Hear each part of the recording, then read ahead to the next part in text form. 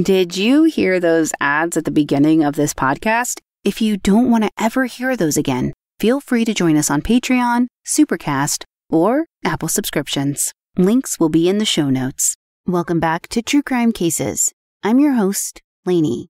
Recently, I've been thinking a lot about Joan and the impact of her story. Her loss has stayed with me, and I wanted to bring you all a special conversation I had with Joan's mother, Rosemarie.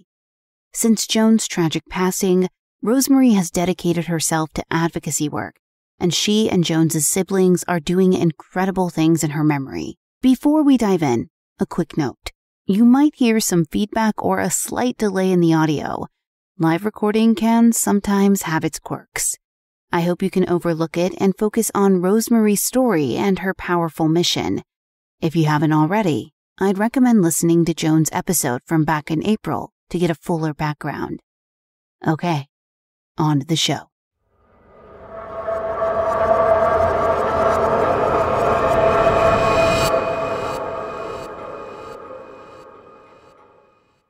Hi everyone, Lainey here.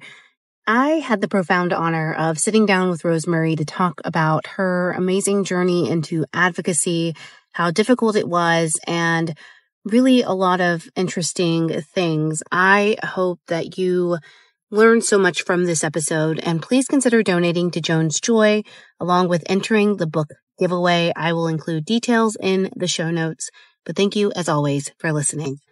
Welcome back to True Crime Convos. I'm your host, Lainey Hobbs, and as you know, we record locally here in Dallas, Texas, but today I am joined by a very special and wonderful woman who I had the wonderful opportunity to meet a month or so ago to talk about her lovely daughter, Joan, and the work that she's been doing. I want to thank Jesse Hawk, who is our production assistant for True Crime Cases with Lainey, for introducing me to Rosemarie, and I am going to let Rosemarie introduce herself, but this is Rosemarie D'Alessandro. Okay, hi everyone. Good to connect with you today. I have a story that is very special. It really is.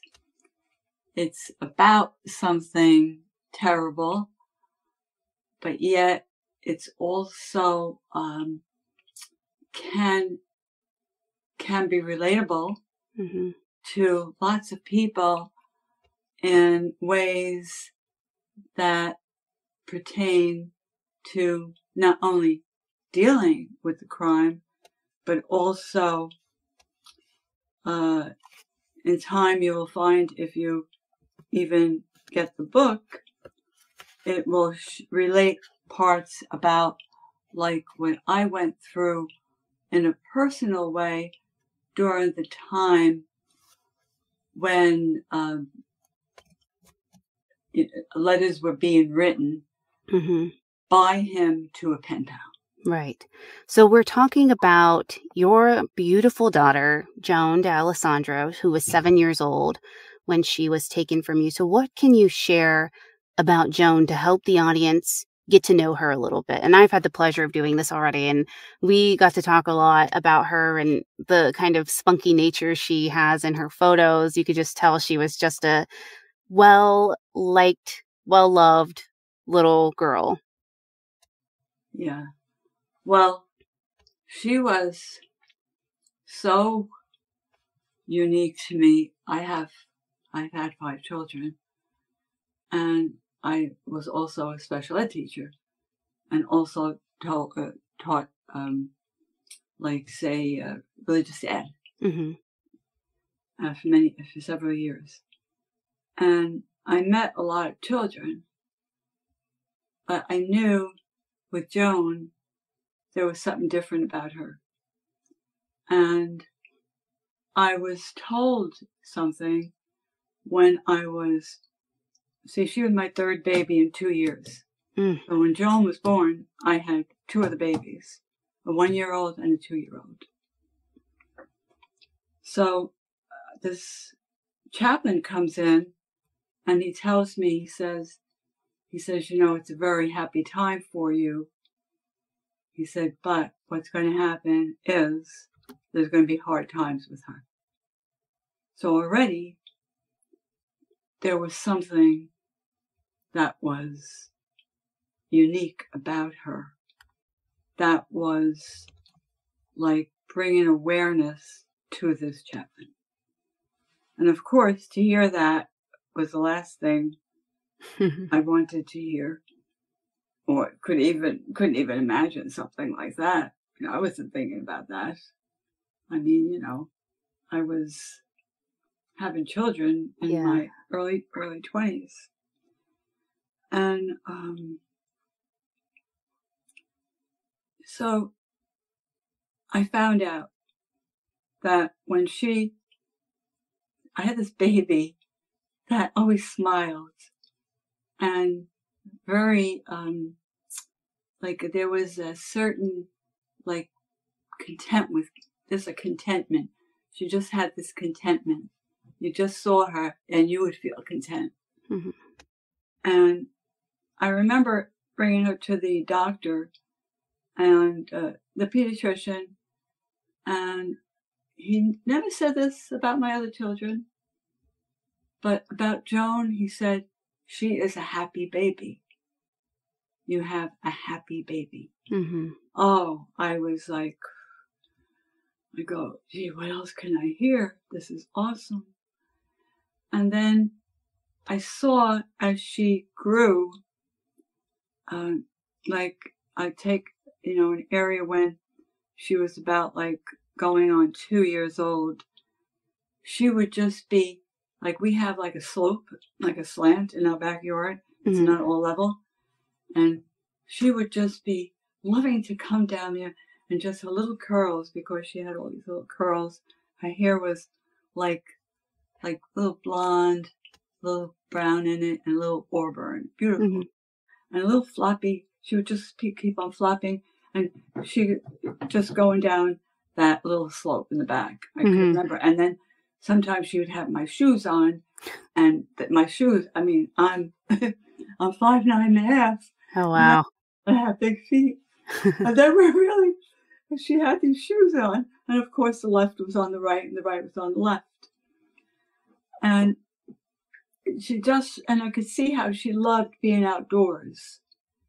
And nature just seemed to fit her because she was so free. And you see, when you're out in nature, you feel free, or there's something about the wind, something about the flowers, the leaves. Nature can be, you see like a free spirit there. Mm-hmm. Well, she was a free spirit. She was in her atmosphere. And that's why I think green became her favorite color. Right. And orange her second favorite color. So here it is. She has the cool colors. She has the warm colors. And as she grew, I saw this was a child that had a balance to her. Mm-hmm. She wasn't, even though she was very sociable, she was very outgoing. She was a leader type, without self-importance, I was told by her dancing teacher, but had the leader part, would always be the first on the line. Let's go, let's get the job done type of thing. And she would just keep on, showing something just every day. Every day. I mean, and I would hear things about her like years later, which I didn't know. Mm-hmm. I just found out something about her 2 months ago. Oh, wow. She liked lace cookies. I didn't know that. She liked them a lot. She used to eat them at her little friend's house, her friend's grandmother's house, which was 2 blocks away from here. Uh-huh. So Joan would go over there, after school. And at that time, this was in the 70s, mm-hmm. Things were different. It was like your child was outside playing, and he would just be going to his friend's house. Right. Well, and Joan might say, "Oh, I'm going to my friend's house." When she's going to the friend's house, she might meet another friend, and then wind up at the other friend's house. So, but anyway, that's how she used to like those cookies. And I found out from her friend who came over to the house to get the book. Then she had, like about 20 years ago, someone else told me how she made Joan feel important. Joan was popular. She was there with all the children. She didn't think of popular. She was just having a good time, playing with her friends. Let's go play. Let's go play. And then there was this child to the side, very nice girl. And she was not playing. And then Joan just said, this is what the girl told me. Come play with us. So she came. And then Joan made sure that she was there playing with her every day. Oh, that's sweet. And that's big. She just didn't do it one time. So because of that spirit, the big theme right now is stand up and do something. And that's what my advocate work, stems from. Stand up and do something. And she was an inspiration for it, just by the way she was. Now, Joan was, as you could see, that's social justice. Yeah. And she was going to continue that way. And so then I knew that when what happened, that I would have to be a voice. Yes. Because I also am for social justice. And I became her voice. Yes. But this child was, she loved daffodils. The morning of the day that she went to heaven, and she suffered so much before. She had made a red tulip, in the pencil box. It was red, and she liked dogs. She would bring like the neighbor's dog for a walk on the leash. I didn't even know they were. The neighbor would be out. Oh, can I walk your dog too? And then I would find out after. But remember, that's the way it was. Yeah, it was free. It was free. She liked music a lot. She would take the little phonograph, the childlike phonograph, and sit in the little chair, and she would just listen to music on and on and on. And she loved Ode to Joy. She liked classical music. She started understanding about piano when her sister, a year older, was taking piano lessons. And you could see she was starting to pick it up by ear. When she would play something at the piano, she would have such enthusiasm with it, you had to listen. Yeah. It wasn't like routine. It was putting her heart completely into it. And it was very beautiful.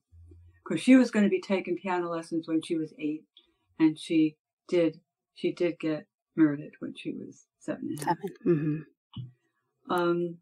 And her birthday was September 7th, so that was going to be after that. Now she was a gifted ballet dancer. She was going to be taller. She had long legs. Probably going to be about 5'8", at the most. Not as tall as me. Maybe you can see her pictures sometime. The picture you'll see her in her ballet outfit.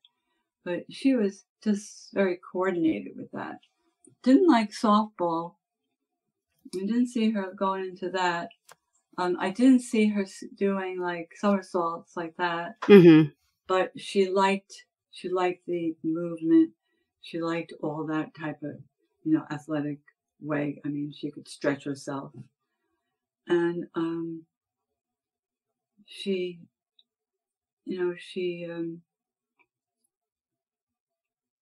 I guess she liked her name. She never said anything about her. Like, yeah, we go through that phase, right, where we Right? try and find a new name for ourselves. I did. Right? Right? But yeah, no, she truly sounds, the way you talk about her, Mm-hmm. is just so lovely. You know, I can relate to that obviously because I'm a mom now. And Mm-hmm. noticing the little differences and, Mm-hmm. specialness of our child is just really Mm-hmm. beautiful. Mm-hmm. Um, but then, the event happened.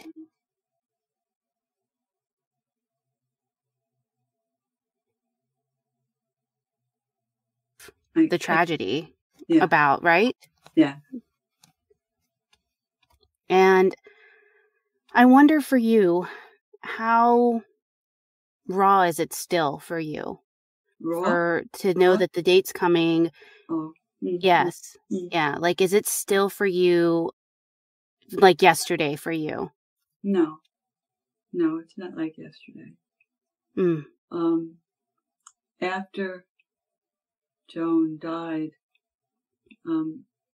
I believed that life goes on. And how it goes on is by remembering her, but not in a way. This would take maybe about, like, say, after, it's a development thing. It's like a process. Like the first 3 months were very, very difficult. Could not even listen to the radio. After that, I remember wanting to talk about it a lot, and there weren't people wanting to listen. That was very hard. So that's what I would say. In listening to me, if you could get something out of it and just do the opposite of what people were doing to me. Okay?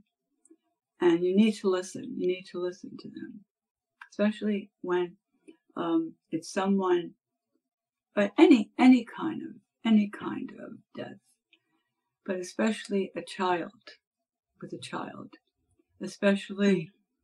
But that doesn't discount not listening to someone that needs to be talk about their grief, no matter what it is. Right. But with the child, it's different, especially also when a child is taken away violently. It's different. Your mind doesn't think that way. Yeah. So, but what I did was I kept on just talking to whoever, and then I felt like I was talking to the wall. But in doing that kind of talking, I was helping to process all the shock and thoughts in my mind. And that was good. And then I remember that every April 19th, that's when Joan was killed, was murdered. That was on Holy Thursday.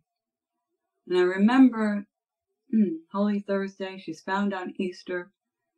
That was going to play a big part, okay, a big part in even healing, even though I didn't think of it as healing. I was thinking it more on a spiritual basis, those 2 days.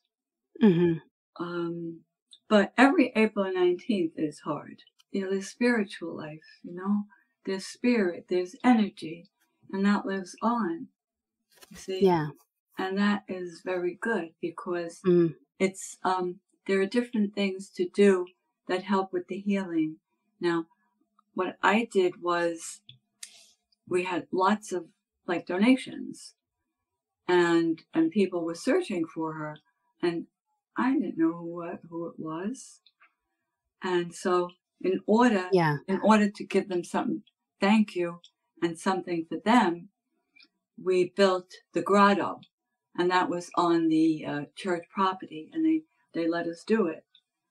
And that was it took about 1.5 years. So while we're working on that, right, guess what? It was a way to heal. You see, I'm working on this project. Yeah. The project is related to Joan, so she's not far away. She's still there. As you're going, Yeah, because it was very shocking. Murder, very shocking. Yeah. Because 1 minute I'm saying goodbye, and the next 2 minutes she's getting killed. And Yeah. so then what happened was, I just worked on it. It took about 1.5 years, and I put it to Our Lady of Lourdes, because, like, in my faith, Our Lady of Lourdes could heal people, and people could go to this grotto 24/7, and they could go pray, they could go meditate, or they could just look at it and be peaceful. It doesn't matter, what religion Yeah. is. It doesn't matter if you didn't have religion. It's a beautiful place. So that was good for healing, and that's what I would suggest to people that are going through hard times. You might want to do something. And remember, I didn't do it for that. I wasn't thinking for healing, but I saw that it did that. So you might want to do something in memory, and with the money you got, or do it on your own. And it could be lots of different things, lots of different ideas. You might get ideas that I'm not thinking of. Yeah, no, I think what you're doing is incredible. Yeah, because you want to see what you want this to do is not just to stop with Joan. See, that's why, to me, no, I don't live this. I don't live it like in a sad way. You know what I mean? I definitely miss her. Sometimes, I get a little tear, but then you just go, it's okay. It's okay, because you feel and you love, and you have feelings. But the thing is that if what I'm saying now is not just for you to get sad with, or when you hear the wonderful, the narration from Lainey, the beautiful narration she will do. It's really that that you get something from it. I want it to be that it does something good, for the people and for society. But of course, it starts with Joan and her mom. But let's go. Let's go. Let's go. So, and with that kind of attitude. So how did you get started even? Yeah. So how did you get started even thinking about doing Joan's Law? Like, what was the process of, in your brain, going, I have to do something. Okay, you did the grotto. You keep Joan's memory alive, but something pushed you to want to do more for others. Well, this is the way it started. So what was that for you? I saw a sign in those 2 days, Holy Thursday and Friday. I had never heard of anyone dying on Holy Thursday being found on Easter. Then you take Joan, who I explained to you, as much as I could, in this time. You get the three together. That was a sign to me. So every day I'd look for a sign. Then what happened was 20 years later, this is when everything started. It took 20 years for the sign. But it had to do with a call that I got, and her killer was going to be coming up for parole 6 years sooner than I knew. With my experience, it was the first experience. I didn't know that his like, because of good behavior, because of work credits, his time would be cut. Didn't know that they do that. Imagine they do that. That's what they do. Yeah. And so then what it did was we had to fight to keep him in. And there was no law then that said no parole for people that sexually molest, and murder children under 14. Right? And no law. If there was a law like that, I wouldn't have to go through it. My family wouldn't have to go through it. The community wouldn't have to go to it. Society wouldn't have to go through it. There was testifying, appeals. The appeals lasted years. Testifying 3 times. I'm going through this. The last time, even Michael and John, who were born after Joan died, even testified. And they never met their sister. Wow. And they're the ones that are helping with the foundation now. The ones she never met. and they never met her. Right. So I get these two sons like that. So anyway, I said, we have to change things. Nobody's changing things. If we had a law like that, no parole ever, right? For people that sexually assault and murder children Right. under 14. That means at least they could be free of testifying, free of appeals, and the society, community wouldn't have to worry, and the family, that that man would be out again, or the person, the perpetrator. So you see, Right. because he had gotten 14 years. 14 years meant life. After that, he was always eligible. In 93, it was 20 years. So it was 7 years beyond his parole eligibility of 14. So here, there was a good chance he could get out. So we really had to fight. We had to fight. And then we had to do it in 2008 again. It was getting harder. Because 2008, right? That was what? 15 years more. And there were cases happening at that time where people that were eligible for parole after 35 years did get out. And this was in New Hampshire. And right. So, it's like, so then that's how I started going for laws. And that was the first one. And that took 3 years to get through. Yeah. I had to get Joan out there. Remember, it was a long time since the tragedy. People remembered her, but, not remembered her. Maybe, of course, and I wouldn't expect it like I remember her. But you had to get her more vivid. So we had to, do Green Ribbon campaign. We had to do petition campaign. We had to put flyers out. And in 2008, we got 100,000 signatures. Okay. And that went to the parole board. Yeah. So then. That's amazing.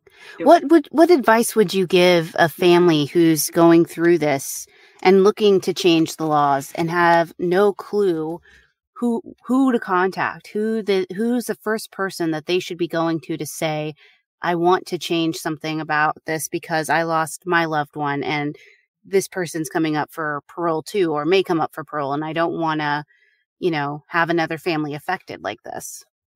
Well, first of all, you have to have an idea. You kind of write up the law that you want, right?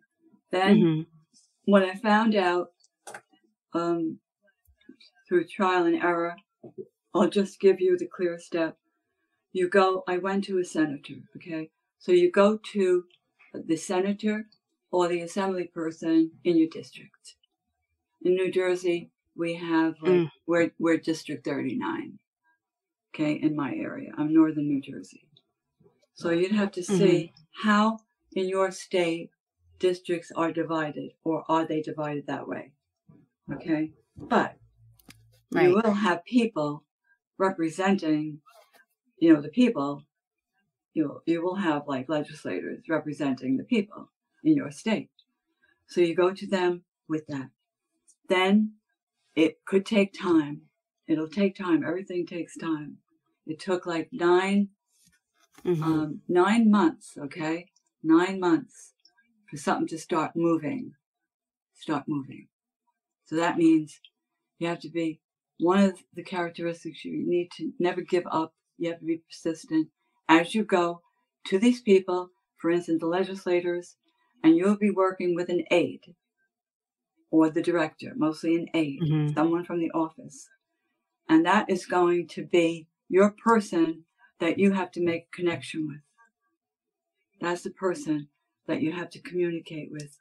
And then what you can do, which what I found very important, because right now I'm going for another law, the expansion of Jones Law in New York State. Yeah. Okay. So right now, for instance, what did I do about a month ago? They weren't letting me get through to the senator, right? So then I said, I'd like to make an appointment to talk to the senator. So what these people did, well, they said someone came on the phone, and that day when I had this meeting, Meanwhile, the senator wasn't there. It was a staff member. And they said, well, we said you had an appointment with the office in the email. So then I said, I don't like what you're trying to do with me. So the point is, I'm telling you that sometimes you got to say something, but you say it in a respectful way. But, so this way you get rid of those feelings that you could have that make you like irritated and would show in your voice. Because remember, a lot is done on the phone. And the voice is very important. They could tell. And then if you have that irritation, they'll feel threatened. So I'm telling you some of the psychological parts too. Very helpful, I think. I think that's very helpful. I find it so interesting that we get these roadblocks from people that we literally vote into office, and they're like, yeah, I know you voted for me, but I can't feel like I need to help you right now. So it's so interesting. And obviously, with this community, as they get to know you and Joan's story more, we're happy to support wherever we can and amplify the message of getting Joan's law passed in New York. And hopefully that happens. But however we can help spread the message, either on our campaigns on social media. I know that for us, advocacy is the biggest thing for us, for a bunch of ethical creators that are out there who are going to be happy to share Joan's story and Joan's message, and especially your message of perseverance. And I'm holding right now a very important thing, right? And for everybody post who's going to see this live stream on YouTube, you'll see the visuals. But for those who are going to be on the podcast listening in, I'm going to have the visuals as well on our Instagram, so you can go, or you can watch the YouTube video.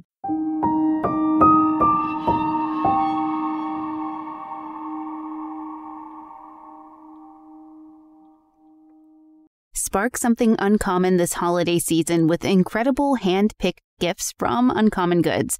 They make holiday shopping stress-free by finding original, handmade, and remarkable gifts for everyone on your list. And these aren't just any gifts. They bring the "it's exactly what I wanted" feeling. One of my favorite finds is their personalized shortbread cookie set. I'm planning on ordering some for my pod friends with their show taglines on each cookie. So you can add a name, a date, or even a special message, and they're all handmade by Celine Zhao in California. Each box has 24 delicious vanilla shortbread cookies, and it's such a unique and thoughtful way to show someone you care. Also, spoiler alert to my friends who are listening. Now, shopping Uncommon Goods supports artists and small businesses. Plus, for every purchase, $1 goes to a nonprofit of your choice. They've donated over $3 million so far. For 15% off your next gift, visit uncommongoods.com/Lainey. That's uncommongoods.com/Lainey for 15% off. Uncommon Goods. We're all out of the ordinary.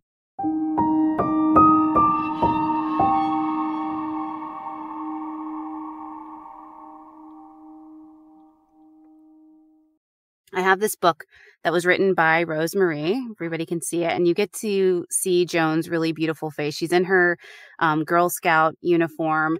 And she is, when I tell you, and you look at the pictures, even on Joan's Joy's website, it's joansjoy.org, you will instantly be enamored with Joan. And she is just, I'm truly like, as soon as you sent me all those pictures, I was just like, man, this kid just looked so sweet, so cute. You could just tell she had a nature about her.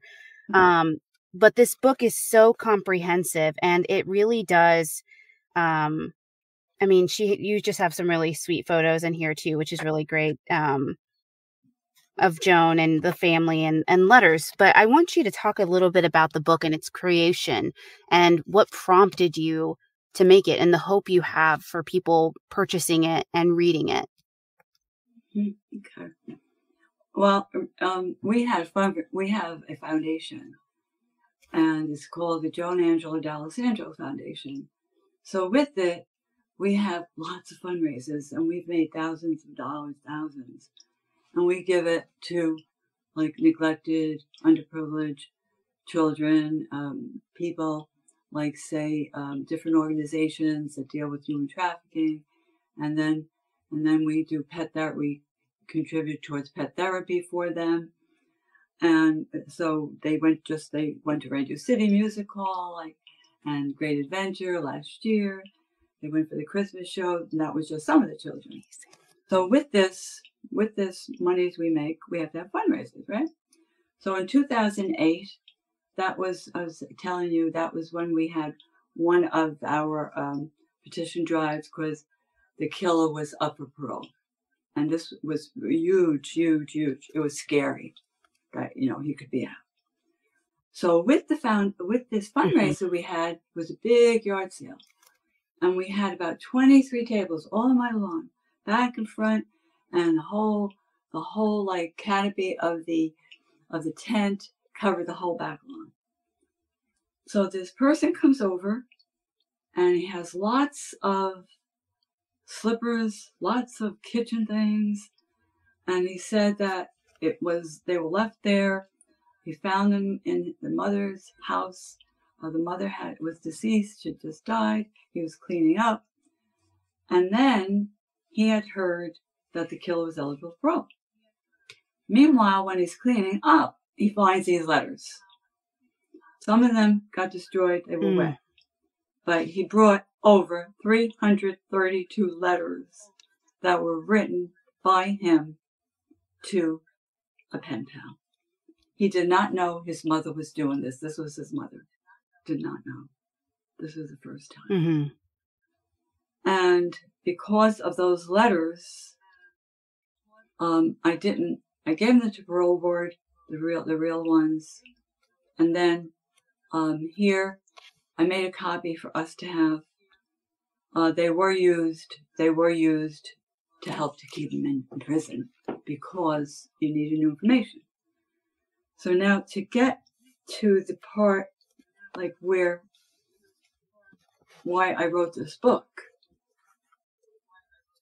it was, I couldn't do anything with those letters at the time when Joan's killer was living.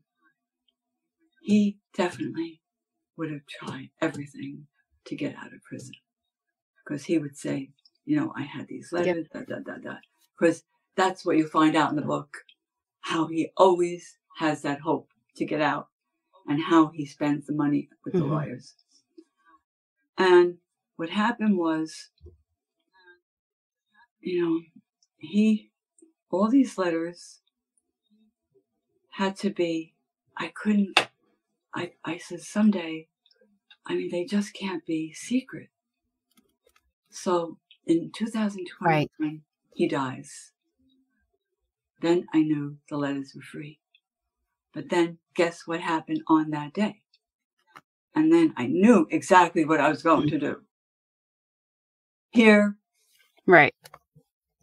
in the site where Joan was found on Easter Sunday in the mountains, they find my friend who's cleaning up over there,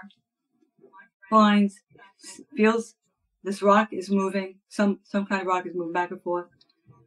He starts working at it. He's an excavator, very strong, wasn't going to let it go, takes it out. It's a heart-shaped rock, 17 inches by 11, 2.5 inches. Okay, I could get the rock. I could get the rock if you want me. I'll ask my son to get it. It's heavy. Yeah, you can show it. I knew it was a sign. Everybody, that was a sign. That was a very positive sign. Joan did, had a lot. She was going to do a lot of work. She was going to show her love. She was going to, through in many ways, which she had been showing it already, but now it was going to be more obvious. And that's why I started saying, you got to write a book. Got to write the book. We have these letters. And then what I did, I wanted the letters to be summarized. I summarized the letters. Some people don't like to go to the letters right away. They'll get my summary. It's gentle. It's clear. And then I have my comments, okay? And my comments are not comments filled with hate. I don't have hate. But they're filled with that, this is where, where's justice there? Look at this. Look at all, I'm over here, doing this, and look what he's doing. And then after that, I parallel my life. Right. Parallel my life. And that's where you will see things. You will see it covers areas like what was happening in the family, areas of domestic violence, areas of sexual abuse, things you can't imagine. Yeah, right. You will see. And I have to tell you, those letters that were given to me that day, it was only when I started writing the book, my sons told me that they had seen an article on John had, and he had seen an article, and when he's sometimes looking into stories dealing with children and crime that are involved with terrible violence, and it spoke about this person that was a pedophile. He was a pedophile. The one that brought me the letters. When he came to my house, bring me the letters. Yeah. Oh wow.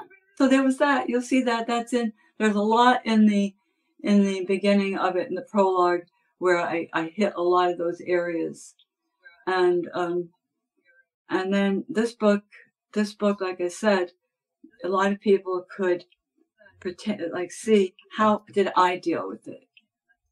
Or a person might be saying, I'm going through, because I didn't get support from my family. I didn't get support. And I hope that doesn't happen to you. But I did have support, and I hope you have this, from my faith, spiritually, tremendous support that way, and I used to say God was my psychiatrist, and I never really felt alone spiritually, but I did feel alone physically. Okay. But that wasn't going to stop me. It wasn't going to stop me, because I had been almost trained. You get knocked down, you go up. Get knocked down, you go up. Because at that time, I was going through, I had this disease that they didn't know what was wrong. And that was the 7th year. They were trying to find out what was wrong. I remember I had 3 little kids, too. And they did find I had a rare disease called myasthenia gravis. So that's one of those things. You get this debilitating fatigue. You're knocked down, and then you go up. And you get down. So because of that, though, there was a good part. It developed the strength, because I was being told, oh, you're depressed. Oh, you have narcolepsy. Oh, the sinus infections are doing this. Oh, I said, no. But I was by myself with it. And I was getting pressured to do things like, oh, you're just complaining about being tired. And so it got me stronger. No, I wasn't going to give in, but it doesn't mean it's easy. It's not easy. It wasn't easy. I'm a human being. I think what's so lovely about, sorry. I was going to say, I think what's so lovely about what you do for Joan's memory and keeping her memory out there by talking about her, and also just keeping her very alive, like in everybody's minds. It's similar to what we do in like the Mexican culture, is we have Day of the Dead, right? And so it is not something where we're mourning the loss of the person. We're celebrating their life. So it's never something that we go into where we're, where we're mourning or anything like that. I lost my brother in 2009 to a drunk driving accident. He was the only person who lost his life. I thank God for that, because he was the cause of the accident, because he had chose to drink that night. And I'm glad that nobody else was hurt in that instance. But I struggled in the same way to deal with his loss. And for me, kind of losing him was such a shock to my system, such a shock to my own faith and everything. I spent a lot of time wishing that it were me instead, because he had a daughter at the time, and at the time, I didn't feel like I had anything to leave behind or to lose. I was like, it would have been better if it was me. And so I took some time to deal with that thought process and go, well, what can I do to get out of this? Because I want to remember the great times with my brother. I want to remember the fun, car rides we had and everything like that. And being able to lean into the celebration of Day of the Dead was the thing that saved me and my grief. Going, well, now I'm going to channel this pain into joy. I'm going to turn it into something happy. I'm going to remember him in the best ways. And I love that you do that for Joan. And that's a way that I can align with that. Like every Day of the Dead and the anniversary of his passing, we light a candle for him. My grandma, February 21st. Oh, really? Oh, 7 days after his birthday. He was born February 14th. So can't forget that. Yeah, Valentine's Day. Yeah. I was like, 7 what's days. His name? 7. What's his name? Oh, he has a very unique name. His legal name is Rancino Lopez, but we called him Chito. Oh, nice. Yeah. So you were pretty young. My mom knows how to pick these names. Let me tell you what. You were pretty young. I was in college. Yeah. So it was definitely a shock, but I love that that's what you do. And I think that a lot of people who are going to be listening and watching will be able to relate to, especially a lot of the advocates that I work with now and survivors that I work with now.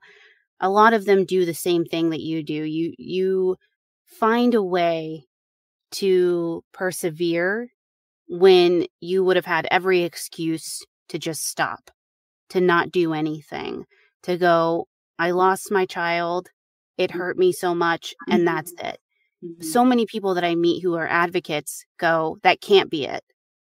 That can't be all I do. I have to do more. And I admire that so much. What have you had anybody since Joan's Law passed? Have you had anybody come up to you and say, like, this saved my child or this helped my family because we dealt with something similar, or thank you or anything like that? Have you ever had anybody come up to you and really kind of thank you for the work that you've done for Joan and for others? Well, a lot of people, especially at the fests, and when they also people email to me or they send me a card, but they make me remember all the people that the work inspired by my daughter. She's so many people with the laws, so many, it's like prevention. And sometimes I forget because I'm always, I feel like the octopus. Like if you ask me what my career is, I'm an octopus. So there's this one, that one, this one. I mean, a lot of areas. It's not just a book, it's not just podcast, right? Documentary, scholarships. There's another part that deals with the program we have, Relaxation and Kindness program. There's the other part where I help people by where they just want to talk about situations. So, that's so, and so I find that, they come up and they'll remind me. I said, thank you for reminding me, because I forget. I don't even think, still, it's not there. Maybe it's starting to be there, so, but when they tell me it's good, someone just told me last night, we were at a birthday party and they had listened to something, because there was also, now I told them about this podcast, and they were telling me that part was hard. I said, I forgot that part was on there. Thank you for reminding me, because my head is trying to figure, how are we going to get scholarships for the kids? We just, worked, we had to pick a scholarship winner. That's what I was working on this week, one of the things. And plus one of the arms I like to be for fun things. And I love I love flowers. Yeah. I love flower beds. Oh my gosh. It's amazing because I like to be outdoors. And so, then I get some help, they help me. And then I do the I do the looking at it. No, I do more than that. But so one of the arms is for that. And then I'm just saying, gosh, I thank the people. I thank the people that, that really go out of their way, to say thank you. And really, they're not even just saying thank you, like how they understand how it helps them, like how it helps society. So I'm hoping Right. there's a case now in New Jersey where it looks like they're going to use Jones Law for a little baby, 2 years old, that was raped and murdered. Amazing. Yes. Oh my gosh. See, now that when I see that, I then don't understand. that definitely stay in my head. Yeah. But Yeah. I really That basically means that even those, oh, sorry. I think we're on a delay. That's why it keeps happening.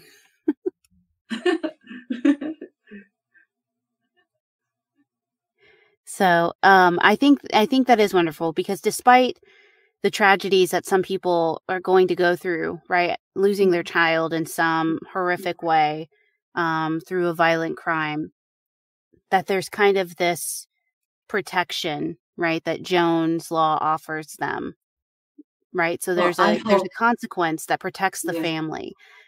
I hope it doesn't happen because it's so hard, Yeah. but at least we have this. But I think, see, to me, what I work for is prevention and justice. That's my work. Right. Prevention Mm-hmm. and justice. So we don't know how many people might have gone all the way and didn't because, they find out through the Right. grapevine, all these people. You'll see by reading the letters how there's a grapevine amongst themselves. So they find out and they'll say, oh, I'm not going to do that. There's Jones Law. Yeah. Mm-hmm. That's, well, good. Great. Mm-hmm. I noticed that you are wearing a white butterfly on your lapel.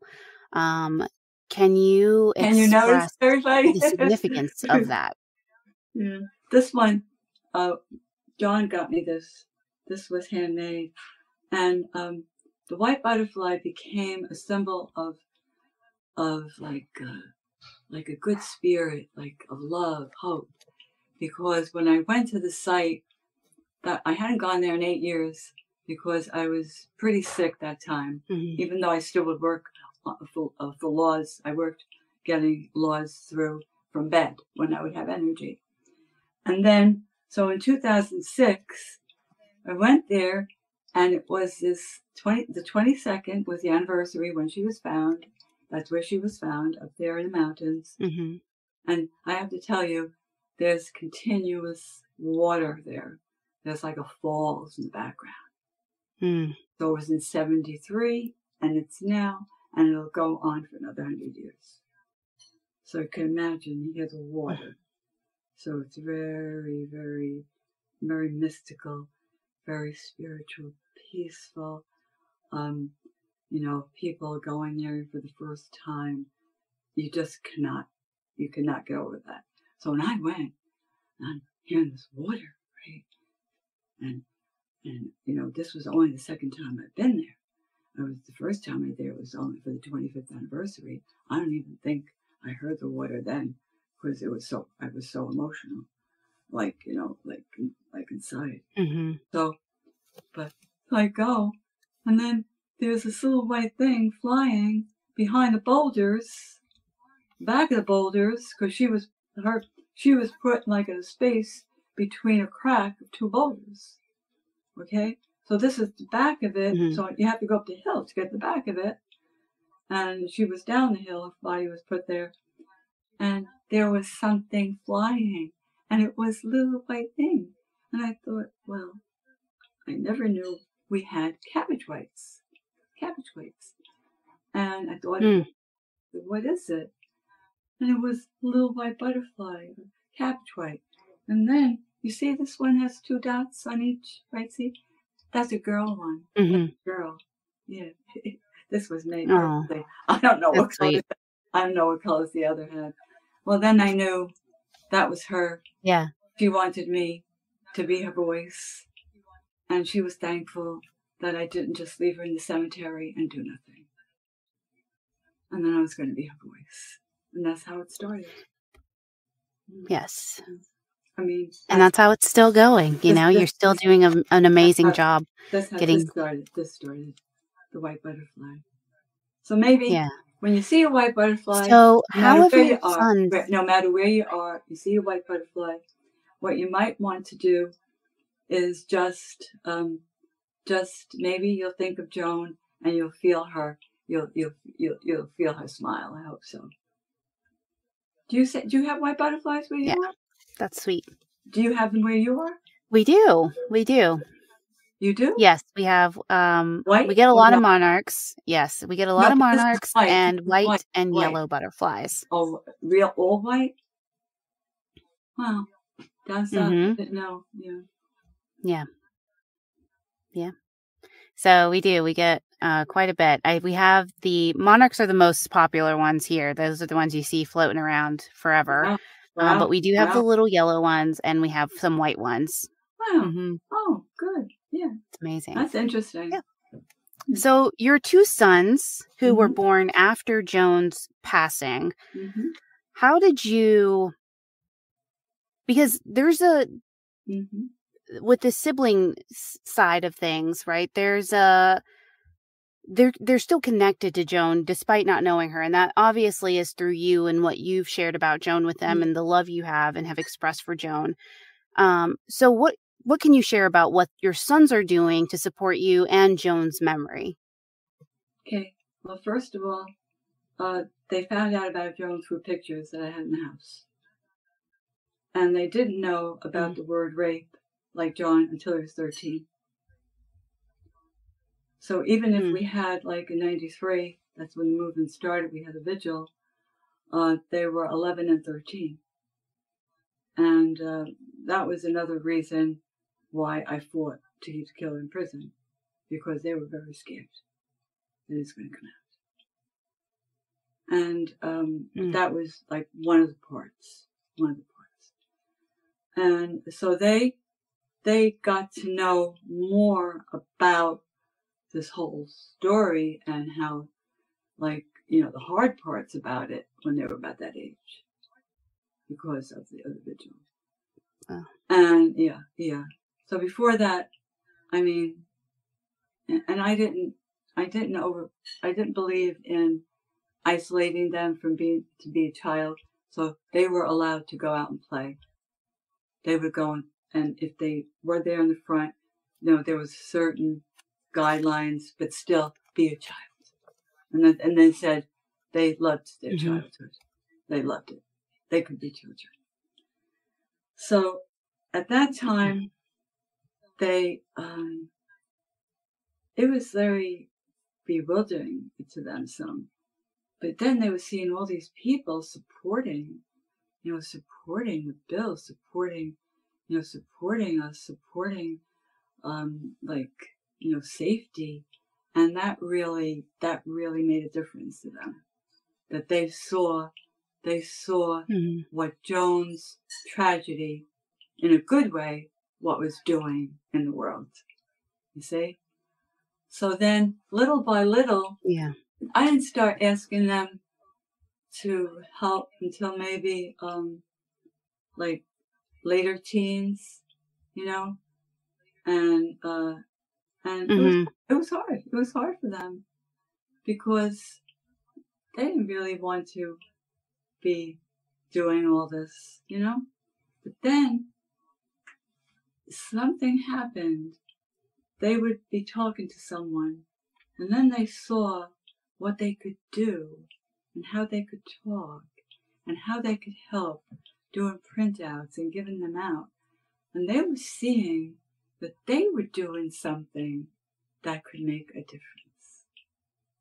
But then they would have their time, I don't want to do anymore. And then we would, all right, this, they would go through it. But then as they got older, you just saw it was something that they were going to do for the rest of their life. It would be part of their life. Yeah. Amazing. I know. And their names are Michael and John, and they're my fourth and fifth child. And I had a miscarriage, about a year and a half before Michael was born, and Michael was born 7 years after Joan died. And I think the miscarriage was a girl. But I called the miscarriage, which is, he or she is remembered, Rosebud. Yeah. Oh. That Sweet. was hard, though, to have a miscarriage. That's amazing. Right after she died. Yeah. I know. So you didn't have, it doesn't sound like you had a support system outside of your faith at home. But what about within your community and your friends? Was it kind of just the time that, we hear about, right? I was born in 87. So it was kind of those, like mind your own business kind of thing. Like, we don't need to talk about it. We don't need to deal with it. We'll just sweep it under the rug and move on from it. Well, I'm going to tell you something. It was like that. But you don't know exactly, what the people are thinking of, but it looked that way. And then her friend that came over said to me, never told me this. And she said, I said to my mom, why didn't you go and visit Rosemarie? And she only, this is in Hillsdale. She said, you could have brought something over, like, say, whatever, like a cake, maybe lasagna or whatever. And the mother said, because, just assume, assume, like, it was, they were taking care of their own thing. They were taking care of it. But then the mother had tears, realized. It was 50 years later. Yeah. Some regret. Well, these people, I think it's a good message is that people, please don't do it to other people, because all that could help a lot. Right. So much. Even to bring out Michael and John. I mean, Frankie and Marie. I mean, they were like little. They were 8 and 9. Just to say, I'll bring them for a walk. I'll bring them for ice cream. No one did that. So, if they could do this, please, if you could learn something. I mean, yes, it was very sad and hard and so forth. But, I'm here, right? I'm here. And, I'm not all like, oh, or like hateful or something, but still, you don't want anybody to have to go through that. Please help them. You could help them even with a little email. Yeah. You could help them with a card. You could send a flower. You could leave something in the mailbox. Yeah. About 3 years ago, it was amazing. Somebody left a snowman with candy in the mailbox, and something else like 2 snowmen. They're precious to me. I took the candy out, and because that meant a lot to me. Even now. Yeah. That's amazing. Yeah. I'm glad that I had a chance to say that. Well, Rosemarie, yeah, me too. I was going to say that. I was going to say that you've offered a great amount of insight into what a grieving mother can go through, even though grief is different for every person, and really the call to action for people who are close to an individual who has either lost somebody to a violent crime or is the victim of a violent crime is to just be there for them, is to listen to them. Even though it may be difficult for you, it is something that you can do to support the person that you love, and not leave them without kind of a sounding board. And I think that, it would have obviously been very beneficial to you, to your family, had you had that. I wish it was a different time, because I think that maybe doesn't happen as often anymore. But, it breaks my heart for you to know that you went through something like that. I appreciate you coming onto the show and trusting myself, trusting the audience with Joan's story. I know that when they hear the episode on the regular podcast on True Crime Cases with Lainey, I think it will affect them in the same way that the story has, or the case has affected me. I think about you constantly. Because we were coming up to the recording of this and thinking about Joan. And then I got her book recently in the mail, and I got to see Joan's beautiful face again. And it just demonstrates how important it is to listen to these contents, listen to this content and these cases with care, because there are real people behind these cases. Joan was a real person.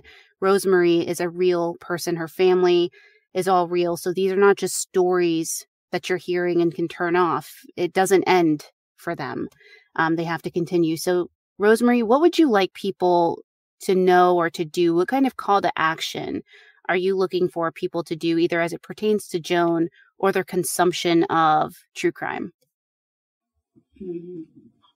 Well, if you see something, you see a child or someone in harm's way, stand up for them. Don't let them stay there and just be, have to go through a lot of suffering. Now, ways you could do that is, you don't want to get hurt yourself, but if you see that wouldn't be the case, you have to do it directly. Another way is that you call the police. Also, you could go to your church, but you have to go to someone. You have to take care of it. You cannot let a child. If you hear a child screaming and you're in an apartment and that child is screaming and you know something is not right, okay? Right? You got to do something. Right? And you're going to be out of your comfort zone. Right. You're going to be out of your comfort zone. But it'll be something that's the way we will get a better society. Because what you do then grows, and it's positive. Because we have to get society in a place now where there's more care for each other. See? And more done in a way that's like genuine care. Not because it's always going to benefit you, right? So just stand up and do something. You could always get in touch with me if you need to. We have the website that shows how to get a law through. You will see some other things there on the website that shows about the documentary that will be showing now in the spring. In fact, if anyone lives in Oakland, California area, there's going to be a showing of the documentary Daughter of Mine, a film that was 5 years in the process, and it's mostly about Joan and me, and the whole big meaning goal for society. And so that's Oakland, California on March 28th. It just happens to be Holy Thursday. And on that day, yeah. And I know her documentary, Daughter of Mine, is picked as one of the 4 best. So she's in there, 4 best. And, awesome. But I don't know if they can. We will support that. You will? Okay, good. You never know, because it's only, I think it's close to Los Angeles. And where, what I would say also, ways you could start some kind of, you've heard of like scholarship funds, but I could talk to you about more intricacies of it, a more creative approach to it. Okay? That could be done. There are, areas like, see, if we start thinking, how could we make society better? And not just think of ourselves, okay? You think of yourself, but not just yourself. It has to be a bigger picture. And you could be very creative. And you could be creative for the people that have been deceased and that you love, and that, like you're talking about the issue of drunken driving. There's a lot you could do there. There's a lot that, you could educate the kids, that they think. So maybe you could do something in memory of your brother in the high school. You know what I mean? Yeah. It doesn't have to be a lot of money. Yeah. It could be like, I know. I never thought of that. I never thought about that. And we have a Chico. It's incredible. Yeah. So I'm just. Yeah. Yeah. Yes. Yeah. That's amazing. Well, thank you so much for joining me for this live stream. I truly appreciate it. Thank you for, again, like I said, trusting me with Joan's story. And I am going to do everything I can to help amplify the work that you're doing, the work that your sons are doing, and to, respectfully tell Joan's story on the podcast and hopefully, go from there. But we are going to be giving away this book. It's signed by Rosemarie. It's called The Message of Light Amid Letters of Darkness. And it was, again, what Rosemarie was talking about earlier in the stream about the letters that she was given from a person, Joan's killer, who was behind bars writing a pen pal, and the information and seeing the parallels that are happening simultaneously in Rosemarie's life and just what I've been able to glean from it are truly impactful. Like, this is going to be such a great book to really have. And you have information sheets in here, flyers and things like that, which is just really wonderful. So we will be putting out information on how you can register to be entered into winning the book. And this is all thanks again to the Joan's Joy Foundation, or the organization that runs Joan's Joy, which Rosemarie and her two sons had. We were able to get this book, so it's really special to have. And again, we will put some information out there on the website and then the show notes. So any parting last words, Rosemarie, that you have? Okay, I was just thinking that if anyone wants to help with the foundation, and we have a Child Safety Fest every year, and so we're having on September 28th, and we do a lot of tricky trade. So if anyone has anything that they would like, to donate to the baskets, even like things, or like gift cards, like say general ones that, that their stores are in lots of places. I mean, we're in New Jersey, and that would be very helpful. And also, other ways we really could use help with is like, I don't know if you would say this, but help to promote the book. I'm not really that great with marketing, as far as, getting this book out, because if you look at the reviews, I don't know if you looked at the reviews, Lainey, you'll see there's an author there, and he's a New York Times bestseller author with John Douglas, Mindhunter. And they're the ones that, like, John Douglas is a person that Silence of the Lambs is one of the characters. So there you go. And they're saying they were never based off of. And I couldn't believe it. They said, and they've written so many books. Yeah. And he said, there's nothing like this book. But you know what? It's true. I feel like I want to do it in a respectful way. You have letters like that. There's a reason why we got these letters. You see? I think Joan a lot to do in this world. Okay? And it's going to be a lot of good. And she's strong. And she's going to tap you on the head with a little like paperback children's book.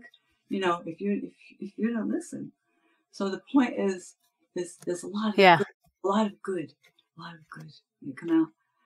And then I want to say, for what you're doing, Lainey, I mean, you spend so much of your energy, you wear out for it, the love that you have for what you do to help the people. I mean, your brother has to be so proud of you. So proud. So proud. Oh my gosh, thank you. Yeah. So, and thank you. Thank you. Thank you for I hope so. for doing the, of course, yeah. And then maybe like like I said, you could get him known a little bit, because that's a big subject. You could help a lot of people. Yeah. I don't know. You just I don't want to give you more work, but and then as a mother, as a mother, doing all this, and you have a little girl, or a little child. It's hard. It's hard for you to be doing this, for listening to all this. So I love the way you directed it, and I feel your heart. Beautiful heart. Did you want to see the heart? The big stone Thank heart? you. Yeah, let's see it. I think it would be great. Hey, John, you want to bring the heart? No, you're wonderful, Amy. You're wonderful. What? Thank you. What? Did you get the heart? The heart, the rock. Yes. Yeah. Oh, and by the way, the rock is 20,000 years old. Yeah, a geologist. Oh wow. Yes, a geologist told us. Wow. Yeah. That's incredible. Yeah. Oh God, I'm gonna drop it. Oh wow. Take it. Yeah, please don't. Hi. It's heavy. Look, everybody. Oh wow. Look, you see it? Look. Yeah, that's the heart. See? And blocking it a little bit. It was in the dirt. Oh, It was in the dirt, standing up. It was standing up in the dirt for 20,000 years. Wow. Thanks again for listening to True Crime Convos on the True Crime Cases with Lainey YouTube channel. I hope to see you next time. And again, remember, you can always subscribe to True Crime Convos wherever you listen to podcasts. If you like our podcast, please review us on Apple Podcast or your podcast player of choice. It's a really big help. Follow us on social media. We're active on Twitter for now at truecrime_cases, Facebook at facebook.com/truecrimecaseswlaney, and Instagram at truecrimecaseswithlainey. Our website is truecrimecasespodcast.com, and you can follow me on Instagram at LaineyHobbsBO or on TikTok at LaineyHobbs. And we'd love to hear your episode suggestions. Send us an email, tcfcpod@gmail.com.